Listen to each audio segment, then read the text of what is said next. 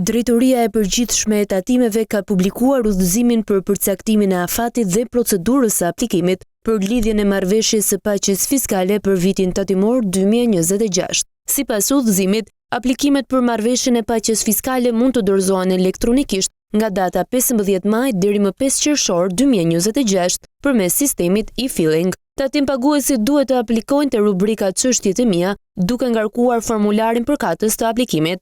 Administrata tatimore sqaron se aplikimet e dorëzuara pas afatit do të refuzohen. Në rast se gjatë verifikimit konstatohen mungesa në dokumentacion, tatim paguesi do të njoftohet për plotësimin e tyre brenda 3 ditëve pune. Vendimarrja mbi aplikimin do të komunikohet jo më vonë se data 10 qershor 2026, ndërsa marrëveshja duhet të nënshkruhet deri më 15 qershor. Ligji për paqen fiskale parashikon falje të detyrimeve tatimore, gjobave dhe kamat vonesave për kategori të ndryshme tatim paguesish.